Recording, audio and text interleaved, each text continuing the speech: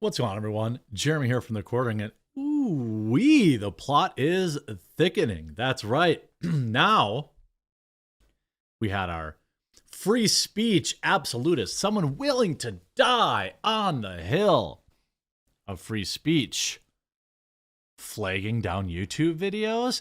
What? And finally, after repeated requests, an explanation of exactly how this individual was, in their words, you know, how they what actually happened to them.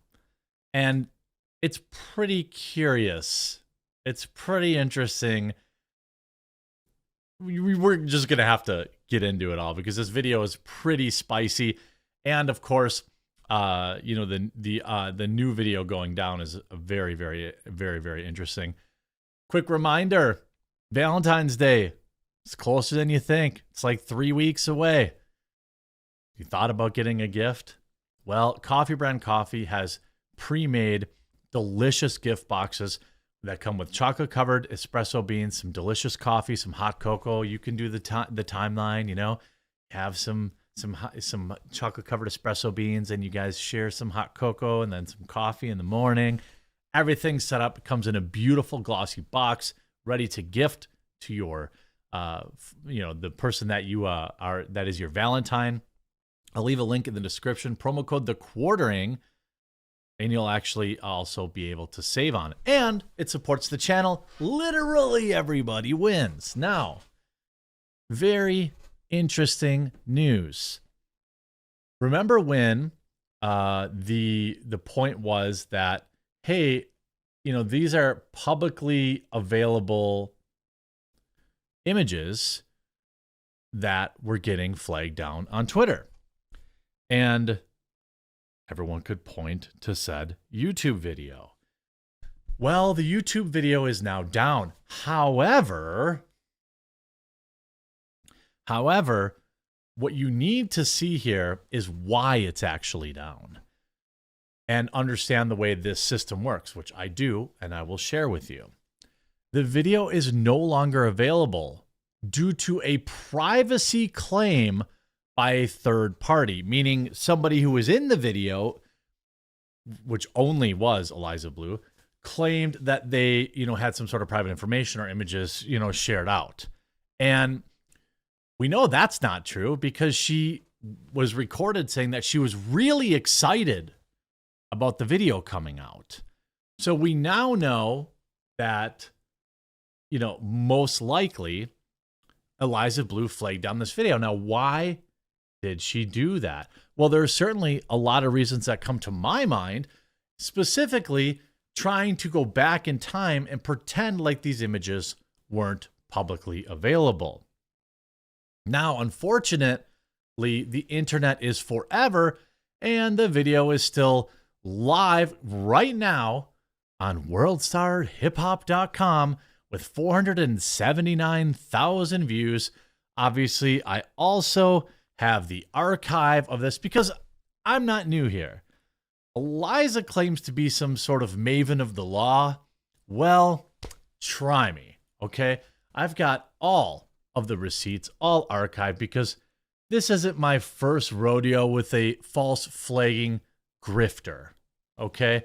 And I say that now. By the way, just a quick check-in on how things are going.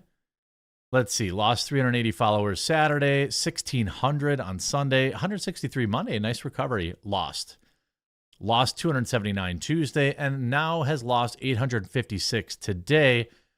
Just to check in, and it keeps going down. So probably lost about 1,000 followers today. Now, of course, this person was and is propped up by internal people at Twitter. Their head of trust and safety, we saw essentially confirm that, hey, you're not allowed to, we have a system in place at Twitter that if anyone complains about their video and they use the proper system or the proper wording, we're going to take your content down. Now, of course, we all know the Streisand effect is in effect here, and really her false pretense. Now, by the way, hey, if the copyright owner of this video wants to speak to me about getting the archive footage, I'm happy to share all of that, because the creator of this video certainly has the rights to the video. And the way these privacy complaints work, by the way, people submit them, and they submit some sort of nondescript timestamp in which they were their personal information maybe was in a video, right? And the creator gets this email. It doesn't even come through like it looks like spam. It comes through and it says somebody filed a privacy complaint. Somebody, right? You have 7 days to respond. If you respond, like I've had them before, I just respond and say there's nothing private in my video. Go, pound sand, and then it just goes away. If you don't respond to it, or let's say you accidentally did include something, you want to blur it out, you reply back, say, hey, I blurred this out, or I cut this out, or whatever. I've never had that happen, but I have had people complain about it to try and flag my videos down. But if you don't reply, YouTube just takes the video down.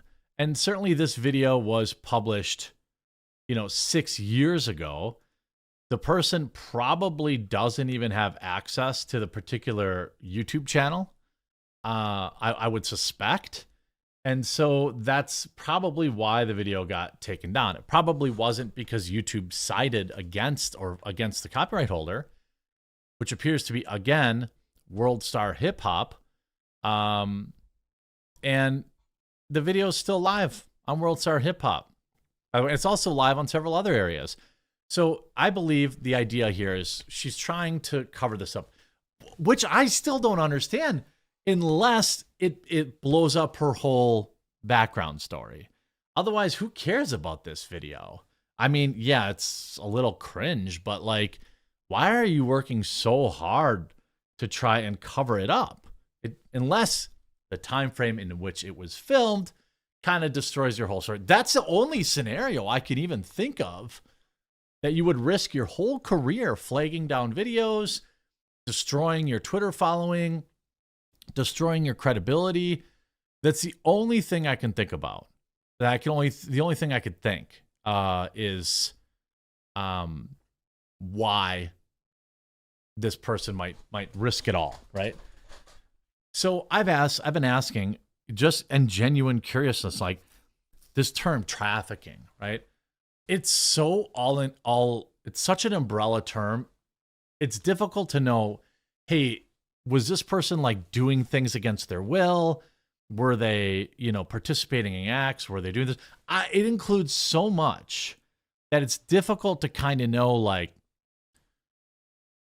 what actually, there's a range there, okay? None of it's okay. The whole idea of like being, I'm a survivor, advocate for survivors. Okay, fine. Who isn't? It's not exactly stunning or brave.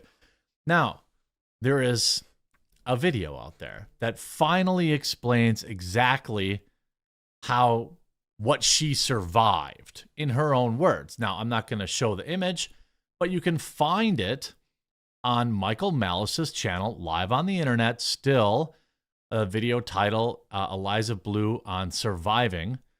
And I'll just play some of the clip here. Signed up for Twitter in late 2019. So it was like one of the last few days of 2019. I signed up for Twitter. What does that mean that they trafficked you on Twitter? So this is Michael Malice saying, what does that mean? How did you get trafficked? Okay. And then here's the reply. Someone traffic you if they're not in contact with you? Yeah, so the way that was working, I didn't know about the profiles existing because I wasn't on Twitter and I wasn't looking for them. The way that my former abusers were doing it is that it was going back to my Instagram. The Twitter accounts were linking back to my Instagram, and they were trafficking me off Instagram, Backpage, sugar daddy websites. I mean, they weren't trafficking her. They were using her picture to catfish other men. The real victim is the men who got catfished, not her. Sure would seem that way. Whatever type of internet trafficking is what was happening. I'll go into more detail. So it looks like a profile in my particular case. A profile picture. that was used to sell, you know, ads or hookup sites, none of which was she actively. Now, did they use her likeness against her will and probably break a law that way? Yes. But what I'm hearing here doesn't exactly constitute being trafficked. Her image was, maybe. And you can see this is via Toxic Male Clips on Twitter. TLDR, Eliza Bleu claims that catfish profiles created using pictures from Instagram to get guys to go to hookup sites or whatever, spicy websites that didn't even have any, you know, fully spicy images, is her being trafficked, even though she wasn't actually victimized. The fact that her likeness was used is that. Now how can she believe this? I don't know, but it comes clear that she's not the victim. She's standing on the backs of them for the grift. Do not buy anything she says. Her image was used to catfish lonely guys in their DMs. Now, maybe there's something else to the story, right? Maybe there's more to the story. But in this interview, you can see she clearly uses the term trafficked to describe having her images used to catfish men. The men are the ones on the receiving end of the bad behavior there. How do you I survived? You survived having your image used to catfish men? Well, I guess I survived everyone using a photo of my receding hairline to dunk on me on Twitter. I'm a survivor too. This is very, very interesting. And I hope people continue to share it. It looks like Eliza is trending. This is her big moment. Make sure you share this video on Twitter, and you and use the hashtag free the quartering, hashtag free Brittany Venti. And you know, it's interesting that Eliza is going to this level. This is a complete implosion. And I love that YouTubers are starting to get in on covering this. And don't forget that Ella Irwin, Trust and Safety Vice President over at Twitter, is complicit in all this, which we'll continue to cover. Thank you for all your support. Thank you for going to thequartering.com and joining the mail list. If you haven't done that yet, please do. And don't forget, Valentine's Day is literally right around the corner, and you don't want to be a huge loser and not have an awesome gift for someone.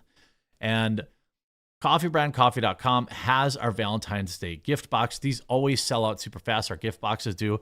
We pre-made about 300 of them. I'm sure they'll sell out quick. So make sure you pick yours up today and you stash it somewhere, and then that way you can be the hero on Valentine's Day. You won't have to sweat it. You won't have to run to Walgreens and get some crappy stuffed bear. You got this, baby. Link in the description, pinned comment. Hope you enjoyed this video.